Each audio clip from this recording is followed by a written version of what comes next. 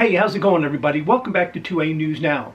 And here at 2A News Now, you get your Second Amendment news, straightforward and to the point with no BS added in. Even though we hate to admit it, the gun-hating liberals are relentless when it comes to them trying to take away our Second Amendment rights. And before Congress goes on their Christmas break, we're going to get an early Christmas present. And who was the present from? Our friend Chuck Chuckles Schumer. And he's planning on an assault weapons vote this week. And Chuck, I have an early Christmas present for you. Here it is. We all know that Chuck Schumer has never been a friend to gun owners. He's had a long history of backing gun control. He's supported every anti-gun measure that's came up in the Senate. And he's still doing it. In fact, now he says he's ready to bring a new assault weapons ban bill for a vote. He posted on X on the 4th. This week, I will put the assault weapons ban on the Senate floor. After I led the passage of the Brady bill and the assault weapons ban 30 years ago, Americans saw a decrease in mass shootings and gun deaths. We must stand with the American people and against the gun lobby. There are two questions that the tweet brings up. The first is whether he can win a vote, and the second is whether the last one did what he claimed. So at this time, can an assault weapons ban pass and become law? The short answer is no. Schumer and his fellow Democrats may have the majority in the Senate, but they aren't filibuster-proof.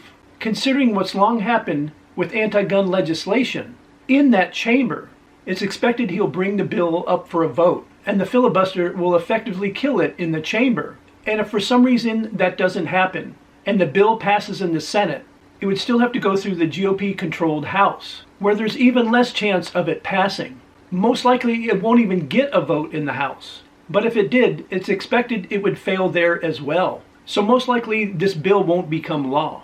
Chuckles also claimed that the last assault weapons ban decreased mass shootings and gun deaths. So did it actually do what he said? No, it did not. A lot of experts agree that the 1994 assault weapons ban didn't reduce gun deaths in any appreciable way. The homicide rate was declining before the ban's passage and continued to decline well after the law sunset. And this is despite more AR-15s and similar rifles being bought more than before. There was an effort to ban them. If a ban is going to have an impact, it would have to also show a marked increase after the ban goes away. And that simply didn't happen. As of mass shootings, there might have been fewer than we have today, but that's a completely different thing. Most mass shooters use handguns for one thing. For another, we had fewer mass shootings before the ban that we seem to see today. For example, Mother Jones has a database about mass shootings going back to 1982.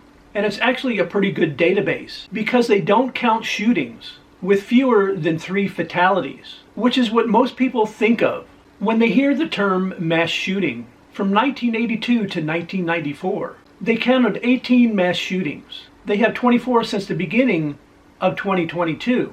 In both those blocks, though, these weapons were available. That suggests that there is something else going on. Oh, and by the way, 16 mass shootings occurred during the 10 years the ban was in effect. That includes the Columbine school shooting, which many argue sparked the modern mass shooting era. The frequency of mass shootings has increased, but that rate of increase doesn't look to have been inhibited in the least during the era of the assault weapons ban Schumer is bragging about.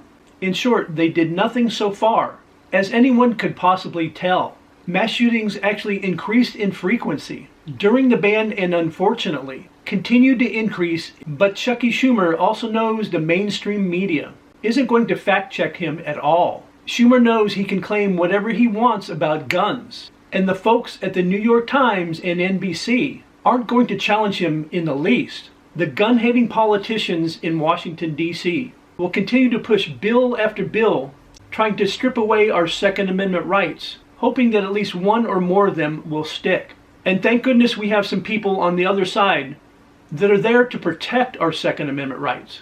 And hopefully by the end of next year, we won't have to worry about that for a while. As always, I would like to hear your thoughts about today's video in the comments section. What do you think about Chuck Schumer's new bill? And if you guys enjoyed the video, and if you want to help the channel out and help it grow, please take a few seconds of your time to like, share, and subscribe and hit those post notifications.